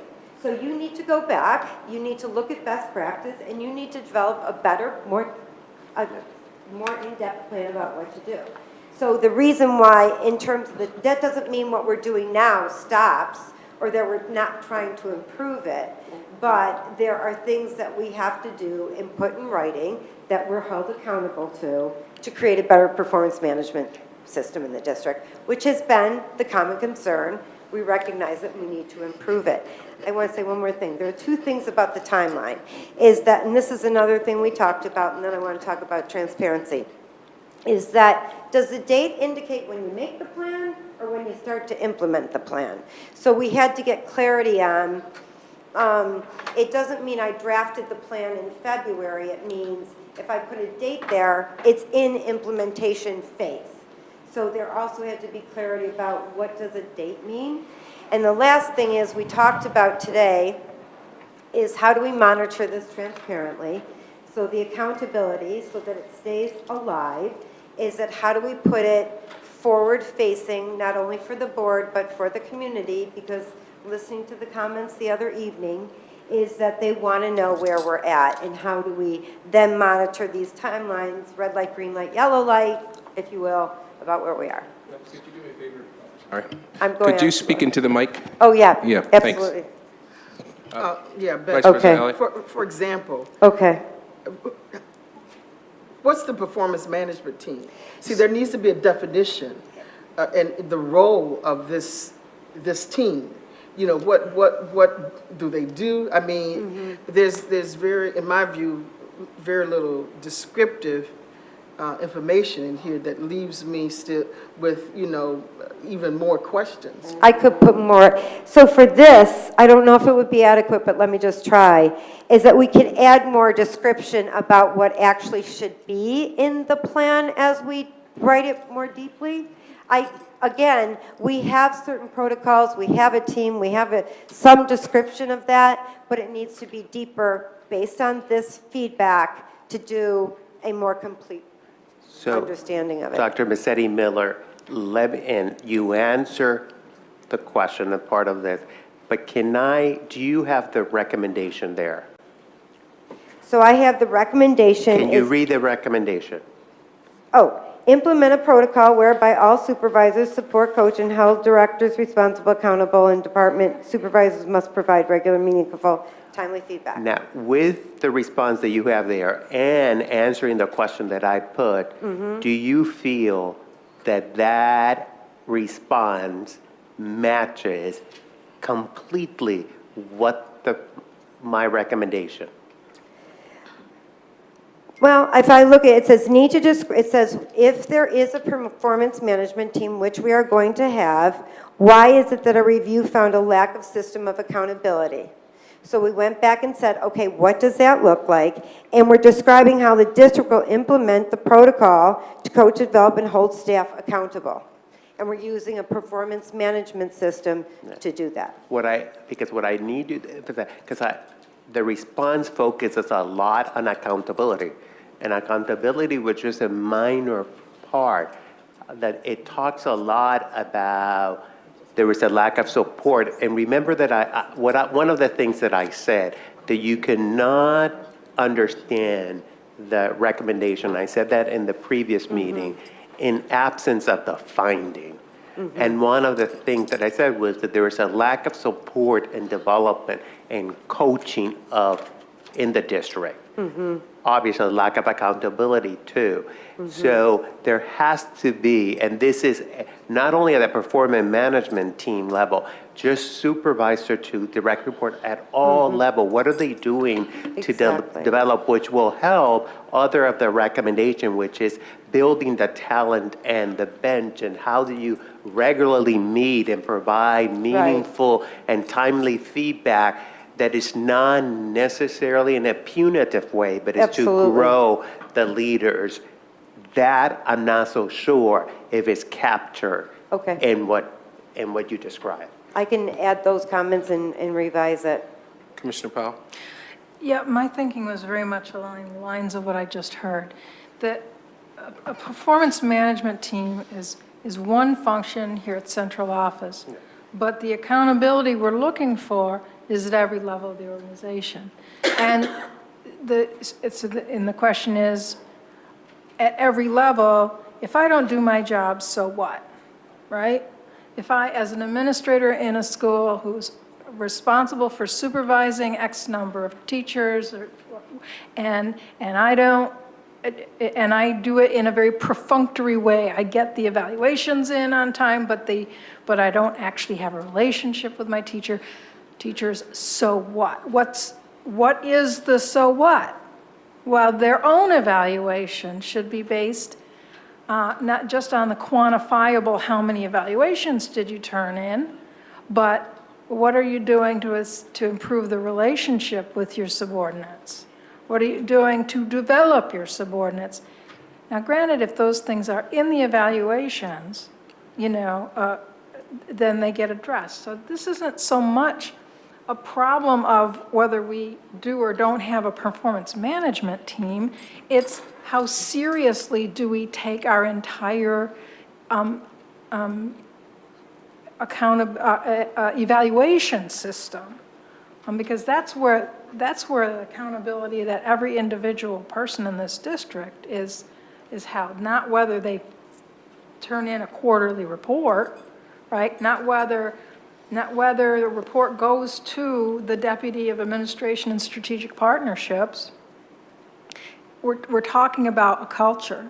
Like, you know, you got a whole category on school climate, but we don't have a category that speaks to the climate of job accountability, you know, up and down the entire chain. I think does that get to your point? I mean, perhaps and it so is coming focusing on a performance management team kind of misses the mark. I will say that perhaps we need to define accountability so we have a common language for that. And what does it mean in terms of the whole, what are we accountable for? Are we accountable for making sure if part of the goal is to make sure or to foster a collaborative department that works on the best interests of children? Yes, right? But what I have found and what I thought permeated the report, so certainly we can make these tweaks, and that's why we're having the discussion, is what is accountability? And we can say we want something to be better, but then how do we know it's better? And how do we have that common understanding among ourselves to measure it? Let me just recommend this. In reading the recommendation, it would seem to me that you would have some things in the action items like, I think Commissioner Powell was talking about it, maybe evaluations, but also academic information, you know, reading levels, other academic levels. You would have that kind of information in the action item. The data is, you know, that you're going to follow, that the data that we get in the leadership meetings, that's some information. You know, if we're talking about, you know, we talk a lot about attendance rates. You know, are we, you know, how are we holding, you know, the schools, in this case, using that as an example, accountable in order to get attendance rates up, for example, or graduation rates, you know, something to that effect is what I'm thinking you need, something more substantive, substantive around data, metrics. It's what I'm thinking should also be included in that action item. Now, exactly what that is, I mean, that's, you know, that the wording has to be, I really think that this wording misses it. I think that wording needs to just be removed and include, you know, some information around the data. Okay. But maybe I'm missing something. No, that's good feedback, and we can go back and make sure, well, work to respond to the feedback that we got. Mm-hmm. But we can talk a little bit more, Dr. Kino, if that's okay, and just clarify what we're looking to hold each other accountable to in this particular item. Okay. Is that, and I'm going to tell you right now that it's going to permeate the next 3 pieces. Create and implement a professional development plan to equip all district staff with use on data to drive decisions. I think that a little bit, in going back to the plan, there are a couple of pieces here, is talking about, we had mentioned the last time about having a professional development plan, particularly around for our principals and building staff, around how to use data to improve instruction, but also at the central office level, how do we use data to make decisions. And so we had said that we would be building those structures for that to occur. His response is a professional development plan to equip all staff. So it was twofold, something for the building level that we had talked about the last time from the Office of Accountability using best practices, but also internally, how are we using data, and that was part of the training related to staff in the other one. Maybe that's not quite on track, but I will go back and cross-check from the report. The next one is establish a process to communicate. But can and- you see, I'm sorry, Oh, I'm can you sorry. see why I put that question? If you look at the action item, compare the action item to the actual recommendation and see if it actually matches. So it says, how will the district create and implement a professional development plan? Yeah. Is that the one we're on? Well, yeah, Okay. the recommendations that That was an create and easy one. implement a professional development plan to equip all district staff to use data to drive decision. And the response was, the district is rich in data and has been providing professional learning sessions on the actionable use of it, as we have more targeted and exhaustive data available to all district stakeholder. Professional learning through all layers of the system will be provided. So it doesn't really describe. Correct. That's So, what- correct. And and so that's what I want tonight's you to really response think. is much more specific around Yes. creating a professional development plan for schools is one, around data to drive instruction, which we're thinking about a different approach, a different anchor text for that, and holding the Office of Accountability to develop that. Go ahead, Barb. One of the questions I have is whether it would be helpful to have the anchor texts, okay? So when we did the 100-day plans, we anchored in the text so that people knew what the foundational best practice was.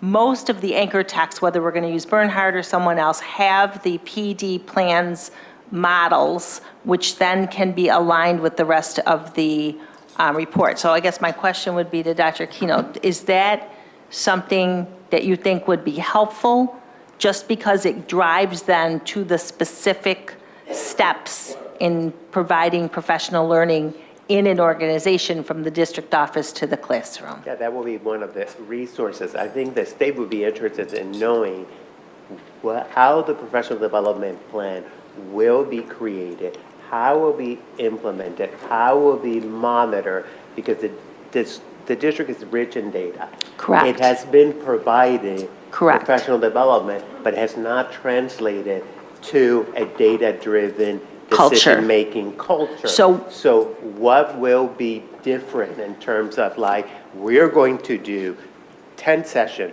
we're going to do this through a team of teachers that will be identified in each school district. During the superintendent's conference, they're going to be released to train. That's like the professional development plan. So the grain size, and the reason, Beth, that you're doing this, the grain size then is akin to the plans we did for the RISE school and the receivership schools. So that's what I'm trying to get a sense of, is the grain size, because taking then the steps, then you can move it to the months, the who, the when, for each recommendation. So I think that helps to have that level of clarity, because it's continuing to go through those layers. So I'm trying to just get a sense for process, because to get to that grain size, you have to have certain people in the room that Correct. can think at that grain size, okay? And That's, Dr. it's a Maisetti match. Miller and I talked about that. You can say, here's the protocol on how we're going to create the plan. And that protocol will include different stakeholders. And these are the stakeholders that are going to be involved in creating the plan. And the elements of the plan will include these components. And that plan will be completed by June of 2019. And then that's the first milestone, even though you don't have that grain size of the anchor text and everything, but you have the process they're going to use to create and implement the plan described. We were taught in school, you use the who, what, when, where, and why. Yes. So if you can respond to these questions based on the who, what, when, where, and why, that would be very helpful. Okay. I also think putting it in a bullet type of format, almost if you had a blank and you could check mark it, done. Done. I mean, some of this, and this was part of my concern about the prior sections that I thought needed to be revised, is they're sometimes generic statements about what you plan to do, but you don't describe how you plan to do it, such that if you accomplished it, you'd be able to say, check, done. I do think that, for example, the board of responses lend themselves to that kind of response. Check, check. So I would ask that you consider, because the problem when I look at this, some of the stuff, it's like one long narrative, right? Yes. It's And come out it that does way. sort of lend itself to the accusation that it's a description of what you're going to do, not specific, because this column is action items. Yes, and I So- do want to say, yes, I agree with the way it formatted in terms of the draft. I think that when we looked at how we would submit it in its final form, it would have more akin to that, to get to that. But you're going to have to get there sooner than later. Yep. Because, again, in terms of working with Dr. Aquino Yeah. and with the entire board, if you had something that specifically had a line by it where you could check it, said, we'll do X, Y, and Z, I could tell in my mind whether that was, I would think that was a specific action step. The only thing we did agree to, I thought, is that we would do the line by line, that it was in its totality, because then it could be, just for feedback, it depends on how detailed you would get within it, so that it could bullet it, but you put your end date according to Dr. Aquino for the implementation, versus the plan itself would include the different target dates, but the big piece where you would measure it and give it a green light is at its point of implementation. Just some feedback. I would suggest that, again, my colleagues have offered some specific examples, but I would suggest how you format this will make it easier for you to, Okay. for people to perceive and understand what specifically you're going to do. Can I just add to, not just us, Van, the state has to read Oh, this no, and have I- an understanding of what we're talking about and exactly what we're doing. And that example that was just read, I'm telling you, when I was reading this, I was angry because I feel like when I was at MCC, and I know you don't like my analogies, but they make sense if you can follow along, Van. When I was at MCC as a first-year student, and I was struggling to write my first paper, and they would ask you a question. Students do this. You take that question and you answer that question by adding all of the same words that they just asked you, and that gives you a little bit of extra words and padding in your paper. Now, I'm just throwing that out there because it literally feels like here is the recommendation. They took the recommendation and padded it with a few more words, but literally repeated the recommendation within their response. And this goes throughout. Me personally, right now, I don't want to sit here and have Beth go through line by line for 4 more columns where I know the entire 4 next sections are not adequate enough. They're not detailed enough. There's no actual action items in there. So personally, tonight, I would rather that we adjourn this meeting and allow them to go and actually create real action items and a response to all of these sections to give them that extra time. But I think as a board, before we leave, we need to figure out a few more dates that we need to meet to discuss the entire thing and then our board governance piece as well. I do want to say one thing, Commissioner, and Yeah. absolutely, we will take the charge and do that. We did agree to this format in the beginning.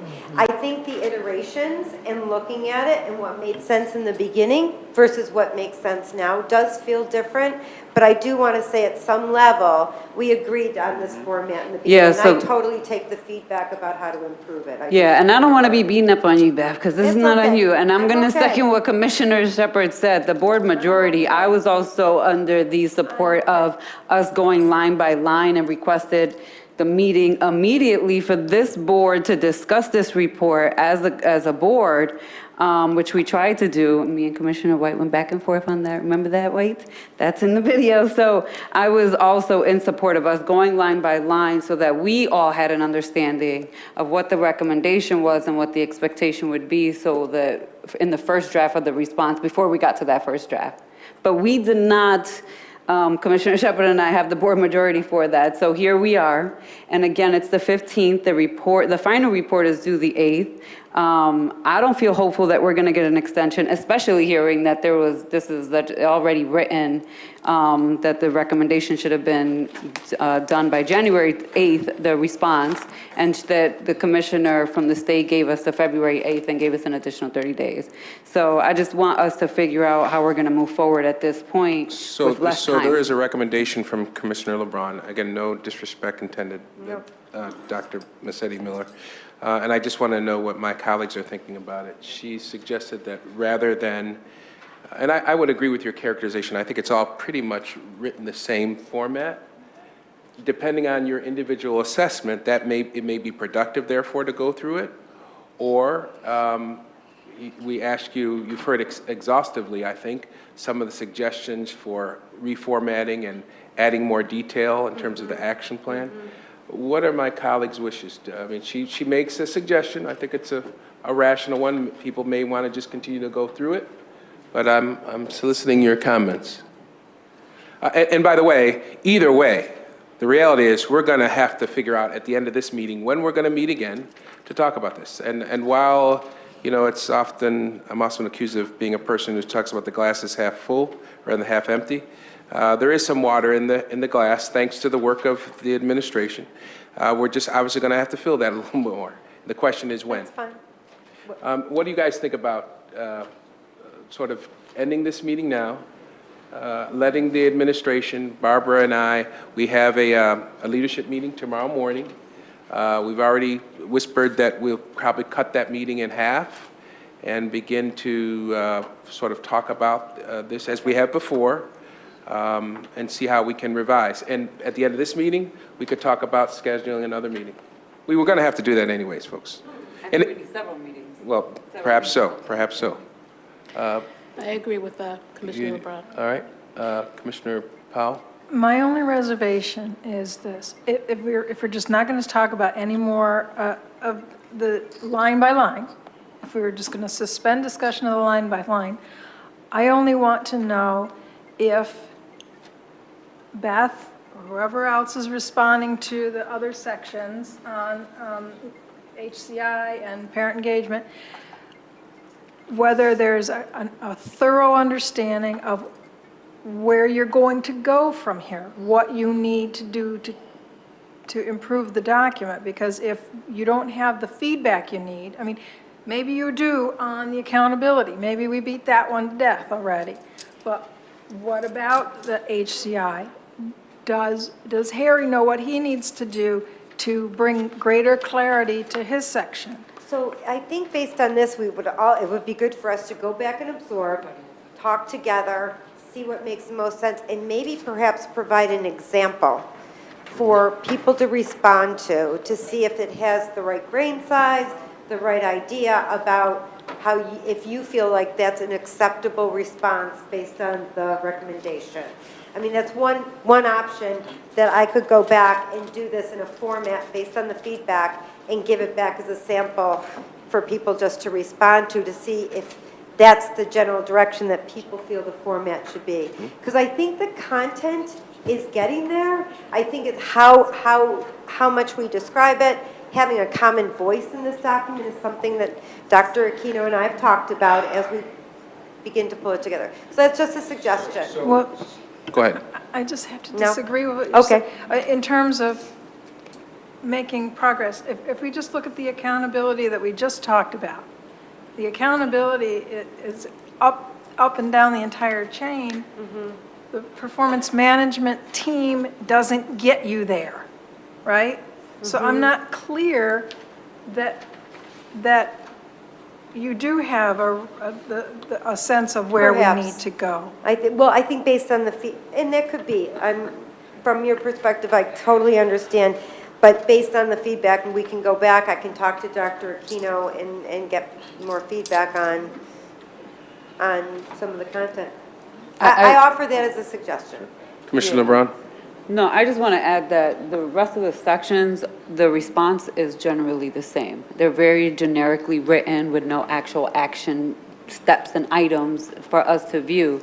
I just want to clarify, it's not that I need granular grain level. I think that as a board, we have to understand that the state has to review this and has to have an understanding of what we're doing or what we have been doing and what we're going to do differently. And I don't think that anything in this entire report currently, including our section as a board, accurately reflects that we've thought about this and that we've said these are the changes we're going to implement and here's why. I would even say that you can add in there, if you're going to add something that you feel strongly that we're already doing, but it made it into the recommendations, that you demonstrate why that system, you want to keep it, what you've identified as why it's not working and what you're going to do to address it. And I think that could be an adequate response as an action step too. I don't think you have to reinvent the wheels for every single recommendation, but if the foundation is there and there's parts of that foundation that are crumbling and not working, and clearly based off the fact that they made into the report, there's some issues identified with it, you can identify what those issues are and maybe not reinvent the whole entire wheel. Because some of this I feel like, and I'll play devil's advocate for you guys, I almost feel like all of this has fallen on the deputies and the chiefs, and I don't think that that's fair. And I don't think that you guys have adequate leadership right now to really help guide some of this on your ends. And I feel like this is nothing against Barb. Barb is leaving in 2 more weeks, and this is still going to fall on the deputies and the chiefs. And I don't know what it's going to take to get us to the action items, but I want this board to understand that at the end of the day, the state and whoever Commissioner Ely appoints to help her read through this, they have to understand, they already know what we're not doing right based off the Distinguished Educators Report, plus all the other consultants, because they got all of the consultants' reports collectively on the state site. They need to understand what we're doing differently and what actual action items we're going to take. So again, returning to the question, I did hear Reverend Davis indicate that she would support the idea of giving the administration of the stab at it. Let me refine that point a little bit. So it's not, you're not doing all 4 or all the sections over again, maybe one section. And, you know, spending some time the next 24 hours trying to rework that one section consistent with that, and then bring that back to the board at a meeting in the very near future, so you could make sure that we're all on the same page. And let me just say, on behalf of those folks that have been working this, I think there was an agreement that this was going to be the format. I mean, this was not just thrown together by people at the last minute. There was extensive conversations about this particular format. I remember at one point, the format that Dr. Lee had and that you and Cecilia had presented they weren't in alignment, and there was conversation about whether Dr. Aquino had seen it. So it was a real effort to put them. So to you all's credit, and to everybody's credit, let's not beat up on ourselves so much. Nobody's ever really done this before. I bet you they didn't do this in Buffalo, right? So we'll get it right. I think is there some consensus that we should stop this meeting? Can I just clarify, though, that I don't have an issue with this format, the way that it is on the Excel. My issue is with the content in this document, not the format of the, I agree with this format, I just don't agree with the content. No, I get it, but I don't think when people had an agreement about the format, people said, oh, and not that it's anybody's fault, oh, you got to make sure you got, let's say people adopt my approach to sort of bullet form, and no one was really talking about that, probably because nobody's really done this before. We'll get it right. I think the idea that you have is a good one. We'll put this off. We'll try to get some meeting times at the end of this meeting where we can all meet. But your charge, unless anybody has any objection to it, work on one section. Accountability might make the most sense since we did go over that. Commissioner Shepard? Yeah, so I do have an objection to that. Okay. And I do want to put out there that this is like presentation 101. So for me, what I don't want to see you guys go back and do one section. I want to see you go back and do everything. And what I would suggest is that you look at all the, what some people would call the low-hanging fruit, things that we can get done, things you can put down, bullets or action steps, however you want to format it. I'm not opposed to the bullet style, that you attack those first so you can get those out the way. And if there are other things that are going to take more time or we're going to need to wait until we get a new superintendent, then what I would want to see in this report is that you put in there's going to be a plan. You're going to put in why there's going to be a plan, why you're going to wait, and then you're going to put the month or day when you think that you can achieve getting to that plan, because obviously there are some big ticket items in here that you can't go back and go overnight. But what would make this report look much better is if all of the I call it the low-hanging fruit, that there are substantiative action items that are listed there. So at least when people are reviewing it, they know that we have gone through it thoroughly, so.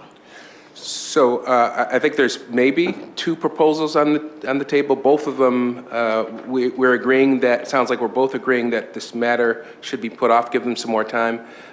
Commissioner Shepard, I apologize if I have this wrong, but you're proposing that they redo all sections, perhaps just focusing on, prioritizing on some, what you would describe as low-hanging fruit. This is really Commissioner LeBron and Commissioner Davis's proposal, propose also that it be put off. My specific proposal is that you just do one section. My concern about doing them all, even the low-hanging fruit, which is a rational approach to sort of make it more efficient, more effective, is that that could take more time. And we don't want, I would suggest, we don't want you pursuing a path, and some of you may be feeling this way, for another week or 2, and we don't have that, and then to find out with all those sections, you again did it the wrong way. That would be why I would suggest just sampling one section, accountability, and getting back to us within 24, 48 hours. What y'all's pleasure? I think we really need to move. I know Reverend Davis has voiced her opinion about it. Anybody else want to talk about it? Commissioner Shepard has. Anybody else?